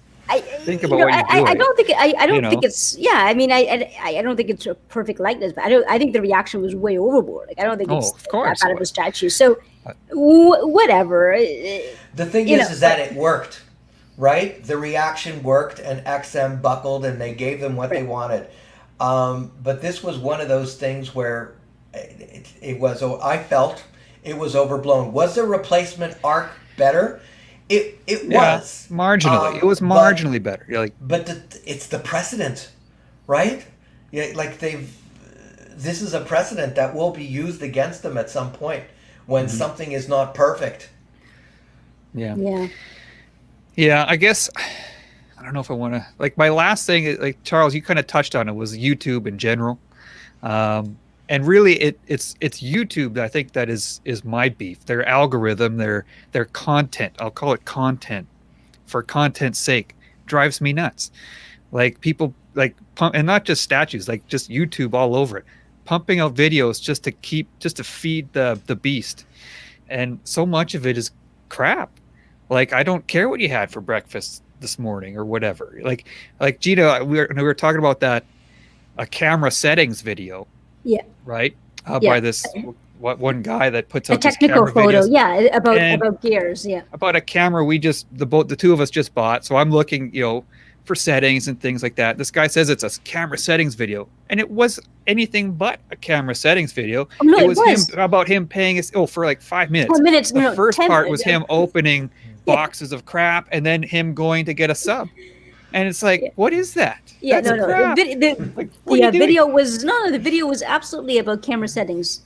20 minutes into the video. Yeah, exactly. It was 20 minutes into the video, and then and here are my settings. And he knows what he's doing, because after a certain amount of time you get another ad, and after another certain amount of time you get another ad. So and also too, making you watch. So, and I told Chris too that I'm not already a fan of like vlogging. Like I don't. It's just not my interest to know what someone eats for for breakfast, or and I think it's great if you want to share that, and that is its own type of art form. So I'm not trying to diss on vlogging. It's just that I like to use YouTube primarily for about camera gear, and and about statue reviews and things like that, but mainly about camera gears and sort of learning about tutorials. So to see vlogging and to see, as you said, to sort of embed all of the information, but near the end or whatever, you have to kind of you kind of have to like slog through all of this unnecessary stuff to get. But you can tell when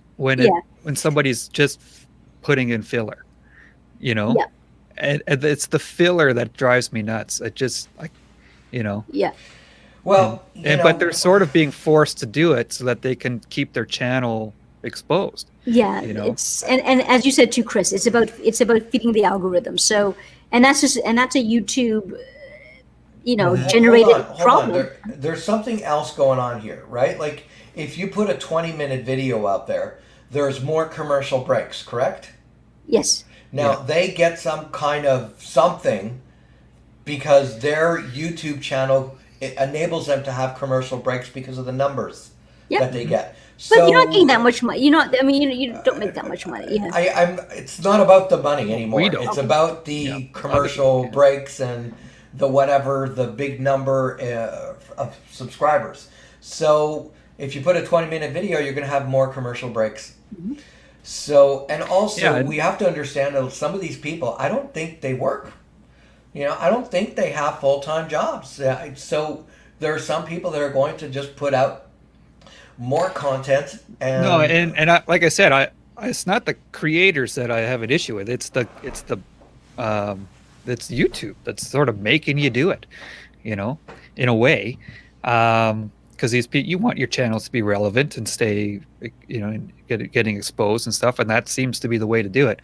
The other thing I'll say is I've noticed people giving videos to other channels, and this is something that I speak from with a little bit of experience. I used to run a channel for a forum, right? And essentially it was my channel, but it had the name of the forum. And at the end of the day, I had nothing to show for it. And these people I would say, unless you're getting paid for it, don't hand somebody a video so that they can take all the credit and get all the views. Make your own channel. It's your video. You made it. Start your own channel and put it there. That's my advice to YouTubers out there. Like, don't give your stuff away, because I've been there, I've done that, and you'll have nothing to show for it at the end. And it's a sucky feeling.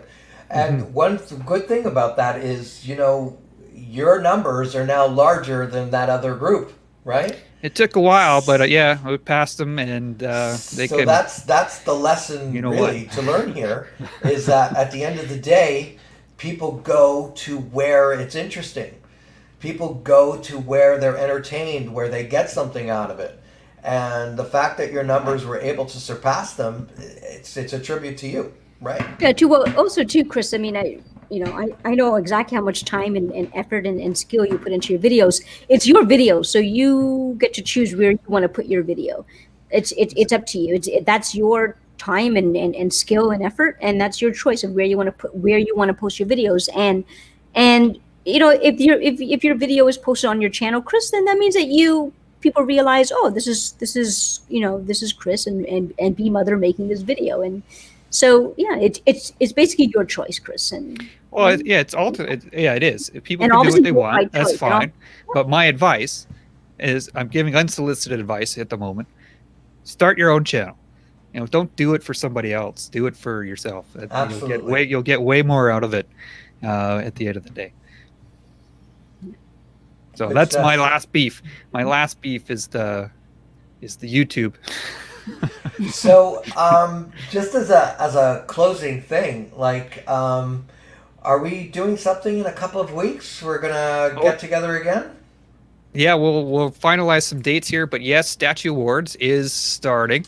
Just finalized all sort of the nominees and getting all the graphics ready and everything, and then I'm tentatively going to start voting open later this week, probably towards the end of the week, but we'll see what work schedules and things are like when the reveal will happen. But this is the longest running Statue Award event out there. So absolutely, and the best one as far as I'm concerned. Can you post a link to votes?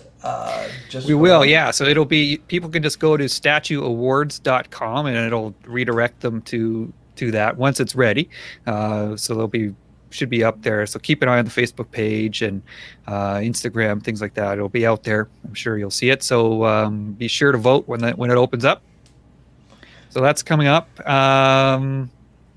Yeah.